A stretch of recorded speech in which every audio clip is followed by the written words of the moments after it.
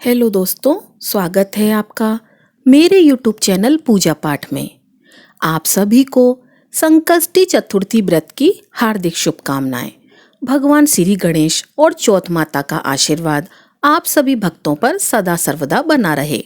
तो आइए हाथ में तिल और धूप लेकर सुनते हैं विकट चौथ की संपूर्ण व्रत कथा। जय श्री गणेश। हे प्रिय भक्तों, एक बार देवी पार्वती जी ने गणेश जी से पूछा कि बैसाख माह के कृष्ण पक्ष की जो संकटा नामक चतुर्थी कही गई है उसका क्या महत्व है। उस दिन कौन से गणेश का किस विधि से पूजन करना चाहिए एवं उस दिन भोजन में क्या ग्रहण करना चाहिए।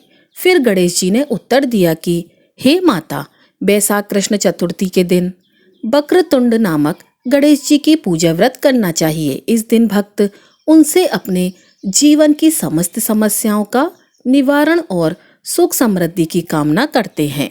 व्रत करने वाले भक्त विशेष कथा सुनते हैं जो इस दिन की महत्वता को बढ़ाती है। इस व्रत का पालन करने वाले भक्त प्रातःकाल स्नान कर स्वच्छ वस्त्र धारण करते हैं और भगवान गणेश की मूर्ति या चित्र के सामने पूजन की तैयारी करते हैं।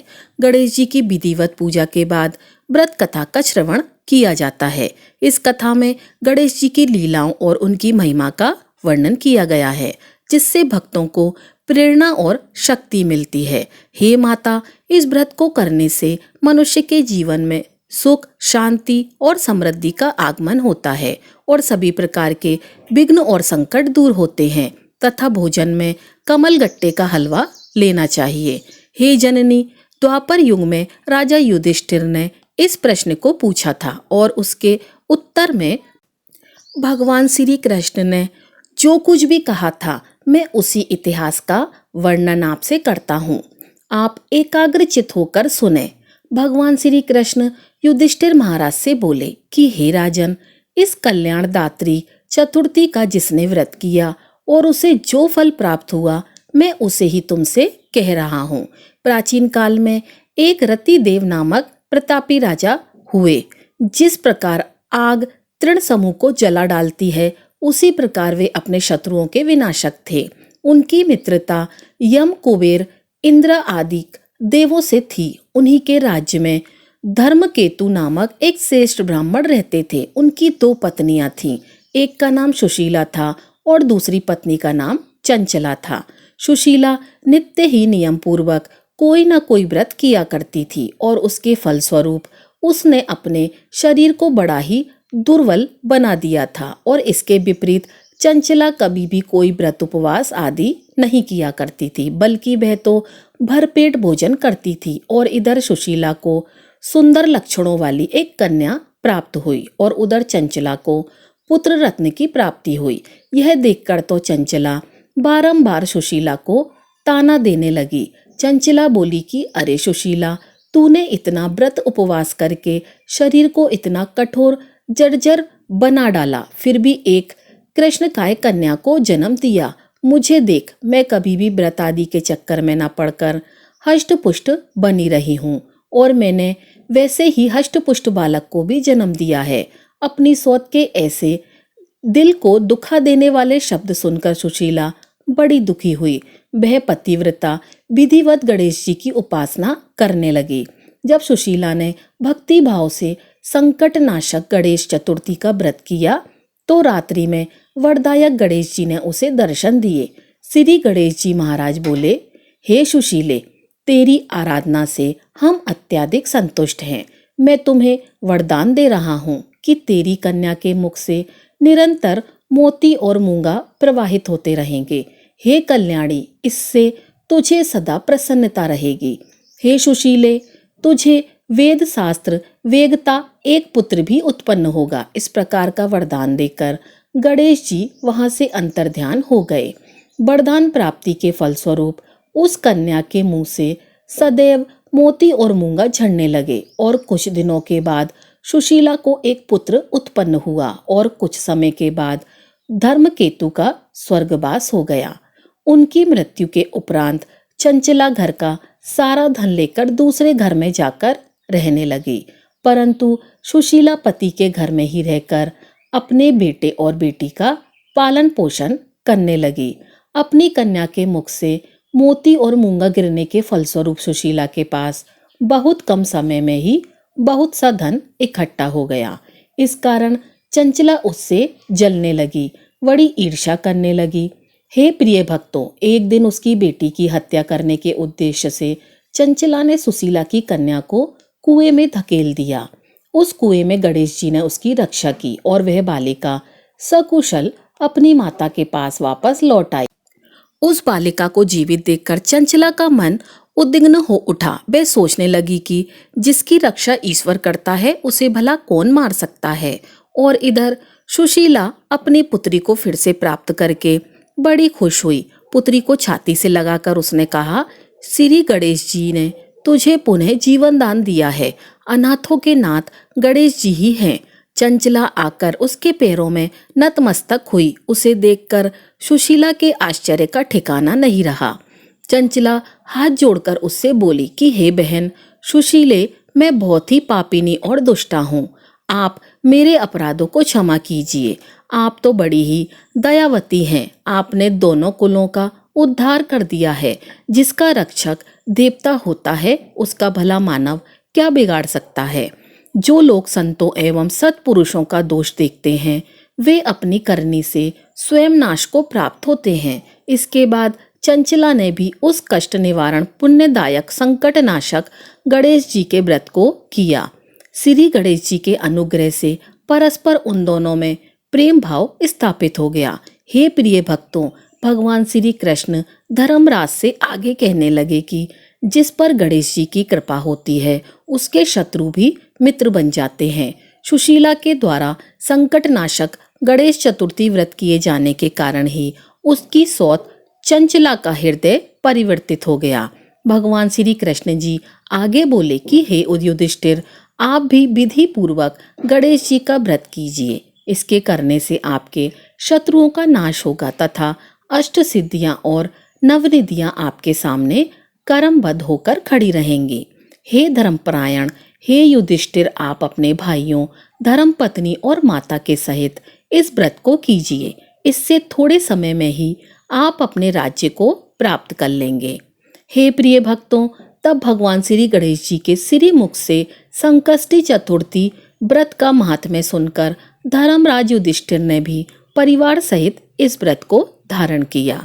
कथा का अंत करते हुए भगवान श्री गणेश जी आगे कहते हैं कि हे माते, पूर्व काल का पूरा वृतांत मैंने आपको सुना दिया।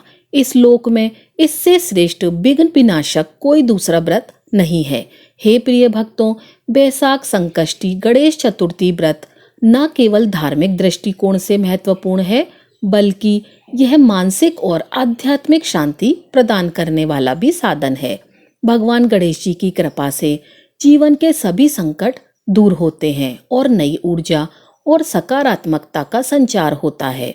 इस व्रत के माध्यम से भक्त भगवान गणेश की महिमा का गुणगान करते हैं और उनके आशीर्वाद से अपने जीवन को सुखमय और समृद्धिशाली बनाने की कामना करते हैं। इसलिए इस पावन दिवस पर गणेश जी की विधि पूर्वक पूजा और व्रत का पालन करना अत्यंत महत्वपूर्ण और लाभकारी माना जाता है।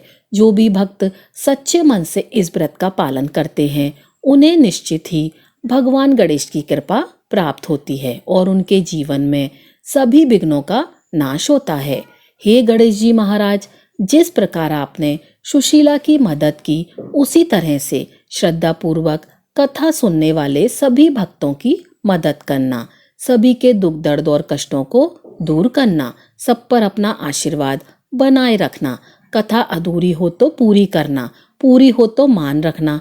तो सभी भक्त जन एक बार प्रेम से बोलिए, विघ्न विनाशक गणेश जी महाराज की जय। बोलिए उमा महेश्वर भगवान की जय। तो प्रिय भक्तों, आइए अब पूरे भक्ति भाव से सुनते हैं चौथ माता की कथा। चौथ माता की कथा को सुने बिना यह व्रत अधूरा माना जाता है। एक सेठ सेठानी थे, उनके एक बेटा और बहू थे। बहू सबको भोजन करा के फिर स्वयं भोजन करती और एक पड़ोसन उसकी ऐसी भी थी जो उससे प्रतिदिन पूछती थी कि बहू आज क्या बनाया, क्या खाया। बहू कहती कि ठंडो बासी। एक दिन उसके पति ने ऐसा सुनकर विचार किया कि आज तो पकवान बनाए जाएं, फिर देखें कि मेरी पत्नी क्या कहती है। उसने तरह तरह के पकवान बनाए और घर के सभी लोगों ने एक साथ बैठकर भोजन किया। आज भी पड़ोसन ने पूछा तो बहू ने कहा कि ठंडो बासी। सेठ के लड़के ने सोचा कि हो ना हो कोई बात तो अवश्य है जिससे कि मेरी पत्नी ऐसा कहती है। उसने अपनी पत्नी से पूछा कि तुम रोज ठंडो बासी खाया ऐसा क्यों कहती हो, जबकि हम सब ने एक साथ बैठकर कई तरह के पकवान खाए। उसकी पत्नी बोली कि जो हम खा रहे हैं वह बाप बूढ़ों की कमाई है। जिस दिन आप कमा कर लाओगे उस दिन मैं समझूंगी कि ताजा भोजन कर रहे हैं। यह सुनकर एक दिन लड़के ने अपनी माँ से कहा कि माँ, अब मैं बड़े शहर में कमाई करने जा रहा हूँ। फिर उसकी माँ ने बोला कि बेटा, अपने पास इतना धन है कि खाया नहीं खूटेगा। माँ ने मना करने पर भी बेटे ने स्वयं कमाने का दृढ़ निश्चय कर लिया और जाते समय अपनी पत्नी से कहा कि मैं जब तक कमाकर बहुत सा धन लेकर न आ जाऊं तुम चूल्हे की आग मत बुझने देना।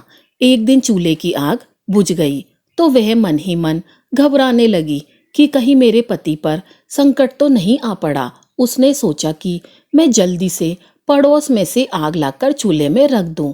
ऐसा विचार करके वह पड़ोस में गई। वहां पड़ोसन चौथ माता का व्रत पूजन कर रही थी। पड़ोसन ने कहा कि थोड़ी देर में आकर ले जाना। बहू ने पड़ोसन से पूछा कि आप यह व्रत क्यों करती हैं, इससे क्या मिलता है। फिर पड़ोसन ने कहा कि चौथ माता के इस व्रत को करने से अन्न, लक्ष्मी मिले और अपनी सभी मनोकामनाएं पूर्ण होती हैं। अब बहू भी चौथ माता का व्रत करने लगी। दीवार पर चौथ माता बनाई। उस दिन घी गुड़ का चूरमा बनाकर रात को चंद्रमा को अर्घ्य देकर भोजन करती। ऐसा करते करते बहुत दिन हो गए। चौथ माता ने उस बहू के पति को सपना दिया कि साहूकार का बेटा तू जागे कि सोवे, तेरी पत्नी बहुत याद कर रही है, घर जाकर उसकी चिंता मिटा दे। तू दुकान खोलकर कंफू केसर का पंगलिया बनाकर बैठ जाना, आज तेरा हिसाब किताब चुकता हो जाएगा। अब तो चौथ माता ने जैसा कहा था वैसा ही हुआ। उसने घर जाने की तैयारी की और गाड़ी भरकर धन दौलत लेकर चल दिया। रास्ते में एक बड़ा सा काला नाग फन फैलाए बैठ गया और उससे कहने लगा कि आज तो मैं तुझे डसूंगा, छोड़ूंगा नहीं, आज तेरी आयु पूरी हो गई है। सेठ के लड़के ने सांप से कहा कि आज चौथ माता ने मुझे सपना दिया तो मैं पत्नी से मिलने के लिए घर जा रहा हूँ।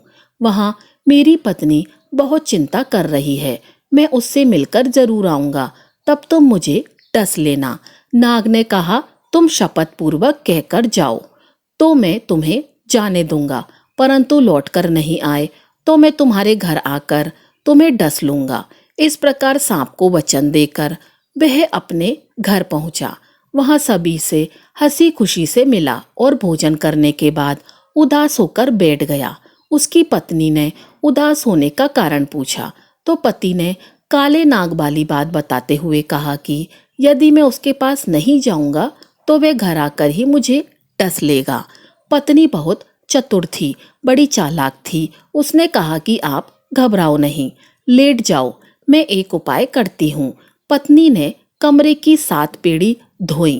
पहली पीढ़ी पर रेत, दूसरी पर इत्र, तीसरी पर गुलाल फूल, चौथी पर कुमकुम केसर, 5वीं पर लड्डू पेड़ा, छठी पर गादी कलीचा और 7वीं पेड़ी पर दूध का कटोरा भरकर रख दिया।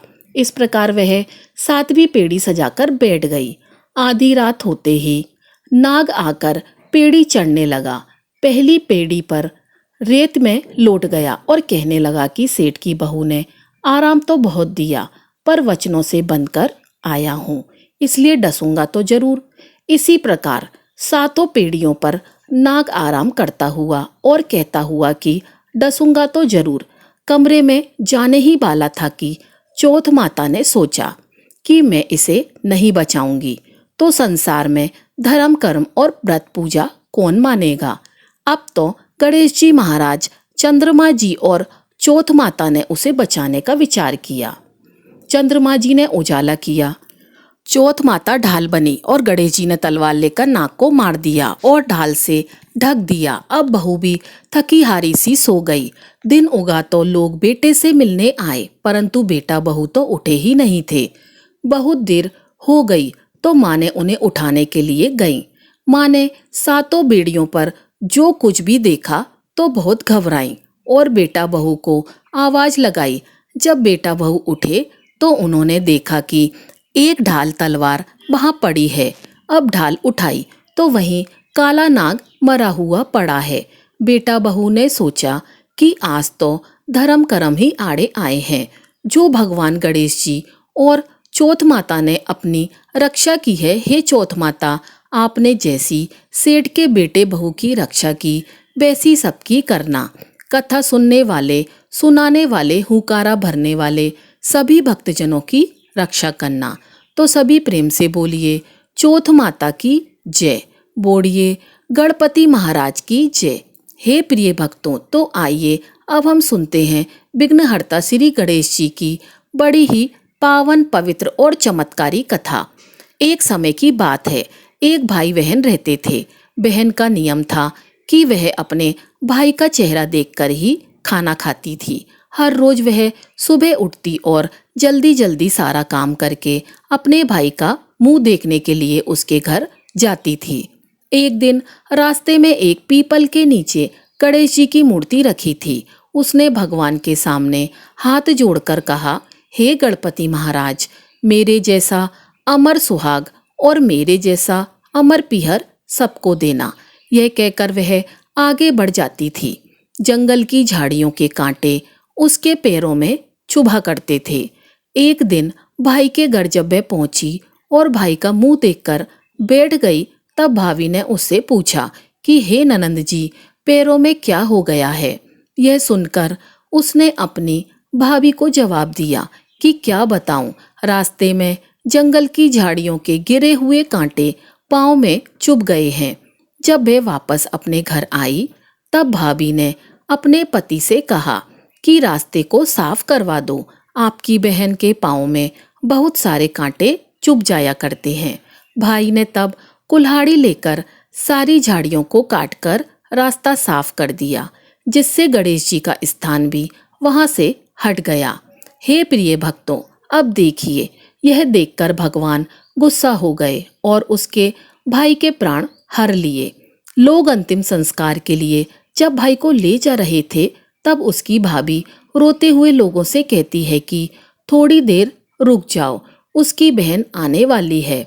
वह अपने भाई का मुंह देखे बिना नहीं रह सकती, उसका यह नियम है। तब लोगों ने कहा कि आज तो देख लेंगे, पर कल कैसे देखेगी। रोज की तरह बहन अपने भाई का मुंह देखने के लिए जंगल में निकली। तब जंगल में उसने देखा कि सारा रास्ता साफ कर दिया गया है। वह आगे बढ़ती है तो उसने देखा कि सिद्धि विनायक को भी वहां से हटा दिया गया है। उसने गणेश जी को एक अच्छे स्थान पर रखकर उन्हें स्थान दिया और हाथ जोड़कर बोली, हे भगवान, मेरा जैसा अमर सुहाग और मेरे जैसा अमर पीहर सबको देना। और फिर बोलकर आगे निकल गई। भगवान तब सोचने लगे कि अगर इसकी नहीं सुनी तो हमें कौन मानेगा, हमें कौन पूछेगा। तब सिद्धि विनायक ने उसे आवाज लगा दी, हे पुत्री, इस खेजड़ी की 7 पत्तियां ले जाकर उसे कच्चे दूध में घोलकर भाई के ऊपर छींटा मार देना, वह उठकर बैठ जाएगा। हे प्रिय भक्तों, यह सुनकर जब बहन पीछे मुड़ी तो वहां कोई नहीं था। फिर वह सोचने लगी कि ठीक है, जैसा सुना वैसा कर देती हूँ। फिर वह 7 खेजरे की पत्तियां लेकर अपने भाई के घर पहुंची। उसने देखा कि वहां तो कई लोग बैठे हुए हैं। भाभी बैठकर रो रही है और भाई की लाश रखी है। तब उसने उन पत्तियों को बताए हुए नियम के तहत भाई के ऊपर इस्तेमाल किया। अब देखिए भगवान गणेश जी का चमत्कार। तब भाई उठकर बैठ गया। भाई बहन से बोला कि बहना, मुझे बहुत गहरी नींद आ गई थी।